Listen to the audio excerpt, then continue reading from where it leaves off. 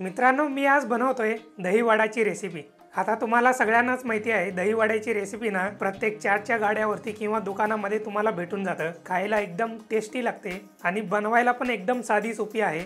आता या दही वड्यामधले ना जे वडे असतात ते उडदाच्या डाळीपासून बनवली जाते। ते पण बनवायला एकदम साधं सोपं आहे। त्यामध्ये थोडेसे काही टिप्स आणि ट्रिक्स तुम्हाला सांगणार आहे या व्हिडिओमध्ये, तर तुम्ही नक्की बघा। म्हणजे तुमचे पण वडे जे बनतात ना एकदम छान कुरकुरीत आणि आतून मस्त फुललेले बनतील। चला तर मग बोलण्यामध्ये जास्त वेळ न घालवता दही वड्याच्या रेसिपीला स्टार्ट करूया।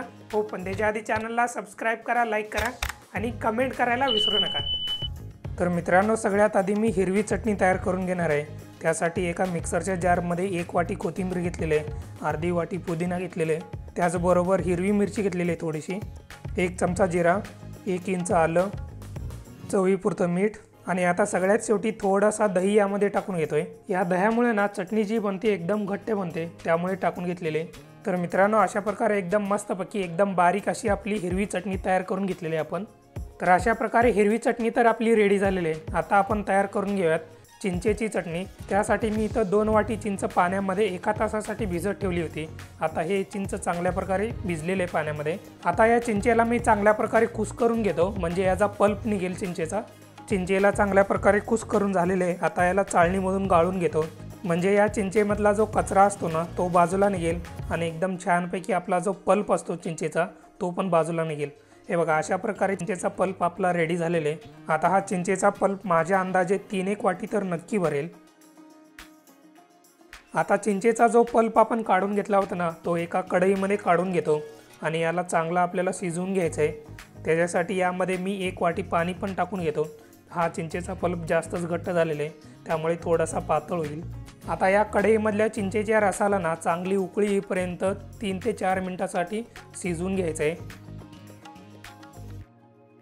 हे बघा मित्रांनो, 3 ते 4 मिनिट झालेले आहेत। चिंचेच्या रसाला चांगलं मी उकळून घेतलेले आहे। आता चिंचेचा रस थोडासा घट्ट व्हायला चालू झालेला आहे, मगाशीपेक्षा आता थोडासा घट्ट पण झालेला आहे। आता मी यामध्ये 1 वाटी गूळ टाकून घेतोय, त्याचबरोबर यामध्ये 1 चमचा लाल मिरचीची पावडर, 1 चमचा भाजलेल्या जिऱ्याचा पावडर, चवीपुरतं मीठ आणि 1 चमचा चाट मसाला। आता हे सगळे मसाले चिंचेच्या रसामध्ये टाकून ना चांगल्या प्रकारे मिक्स करून घ्यायचे आहेत आणि 8 ते 10 मिनिटांसाठी चांगल्या प्रकारे शिजवून घ्यायचे। 8 ते 10 मिनिटांनंतर ना याला थोडासा थिकनेस यायला चालू होईल, म्हणजे थोडासा घट्ट व्हायला चालू होईल।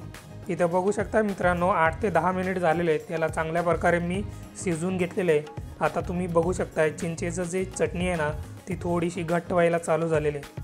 आता गरम आहे म्हणून तुम्हाला थोडंसं ते पातळ वाटत असेल, पण ही चटणी जेव्हा थंड होईल ना तेव्हा ती एकदम चांगल्या प्रकारे घट्ट होऊन जाईल।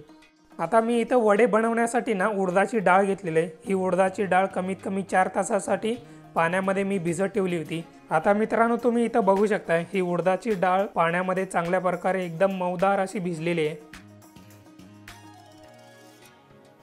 आता या उडदाच्या डाळीला मी मिक्सरच्या जारमध्ये टाकून घेतोय। मिक्सरच्या जारमध्ये टाकून एकदम बारीक अशी याची पेस्ट तयार करून घ्यायची आपल्याला। एकदम बारीक अशी पेस्ट नसली तरी चालेल, पण थोडासा रवाळ असायला पाहिजे, तर एकदम चांगल्या प्रकारे याला बारीक करून घ्यायचे। आता या बारीक केलेल्या पिठाला ना चांगल्या प्रकारे फेटून घ्यायचं आहे। अशा प्रकारे फेटून घेतल्यामुळे ना या पिठामध्ये चांगल्या प्रकारे हवा भरली जाते आणि पीठ एकदम हलकं फुलकं होतं। हे बघा मित्रांनो, अशा प्रकारे पीठ एकदम मस्तपैकी एकदम हलकं फुलकं होतं। कमीत कमी 5 मिनिटांसाठी तरी चांगल्या प्रकारे याला फेटून घ्यायचं आहे। आता पीठ चांगल्या प्रकारे फेटलं की नाही हे कसं चेक करायचं, एका वाटीमध्ये पाणी घ्यायचं आणि या पाण्यामध्ये ना पिठाचा तुकडा असा टाकून द्यायचा।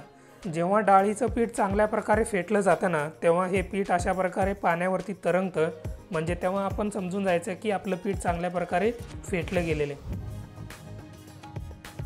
आता मित्रांनो, यामध्ये चवीपुरतं थोडंसं मीठ टाकून घेतो आणि या मिठाला पिठामध्ये चांगल्या प्रकारे मिक्स करून घेतो।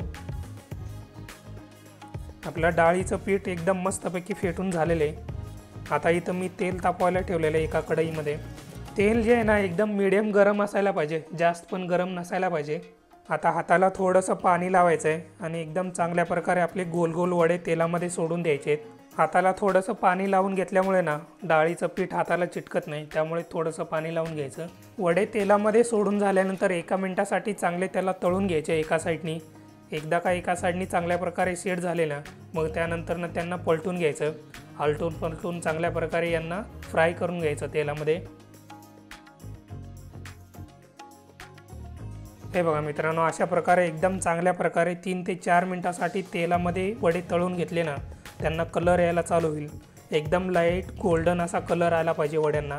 एकदम चांगल्या प्रकारे लाईट गोल्डन असा कलर आला ना, वडे तेलामधून काढून घ्यायचे।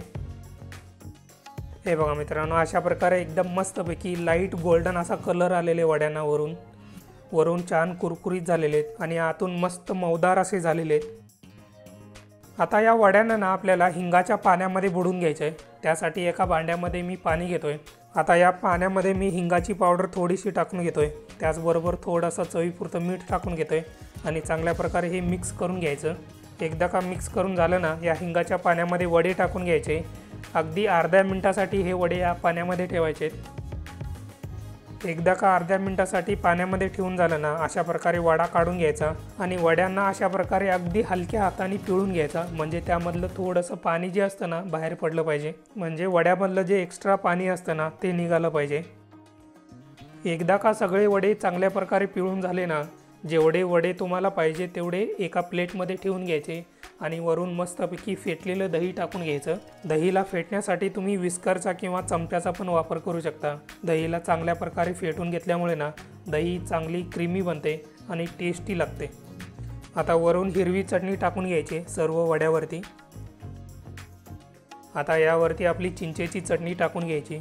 आता चिंचेची चटणी थोडीशी तुम्ही तुमच्या आवडीनुसार कमी जास्त करू शकता। आता यावरती चवीपुरतं थोडंसं मीठ टाकून घ्यायचं आहे सगळ्या वड्यावरती। आता यावरती भाजलेल्या जिऱ्याची पावडर जी होती ना ती टाकून घेतोय थोडीशी। त्याचबरोबर यावरती चाट मसाला टाकून घेतोय। जसं तुम्हाला थोडंसं तिखटपणा आवडतो ना त्यानुसार यावरती लाल मिरचीची पावडर टाकून घ्यायची। आता यावरती थोडीशी मी आलं टाकून घेतोय। आलं लांब लांब कापून घेतलेले ते यावरती टाकून घेतोय आणि आता सगळ्यात शेवटी कोथिंबीर यावरती टाकून घ्यायची। तर मित्रांनो, अशा प्रकारे एकदम साध्या सोप्या पद्धतीने आपला दहीवडा रेडी झालेला आहे। यावरती तुमच्याकडे डाळिंबाचे दाणे जर असतील ना तर मस्तपैकी वरून टाकून घ्या, त्यामुळे दिसायला पण छान दिसेल आणि टेस्टला पण एकदम भारी लागेल। तर मित्रांनो, अशा प्रकारे दहीवडा तुमच्या घरी तयार करताना एकदा नक्की ट्राय करा, मस्त लागतो। मग काय मित्रांनो, कसे झाले दहीवडे? एकदम मस्त झाले की नाही? आणि मित्रांनो, या रेसिपीच्या व्हिडिओमध्ये ना तुम्हाला चटणी वगैरे कशी बनवायची हे पण सांगितलेलं आहे। तुम्ही नक्की बघा आणि तुमच्या घरी एकदा नक्की ट्राय करा। चला तर मग जाता जाता रेसिपी आवडली असेल तर लाईक करा, कमेंट करा आणि सगळ्यात महत्त्वाचं मित्रांनो, चॅनलला सबस्क्राईब करायला विसरू नका।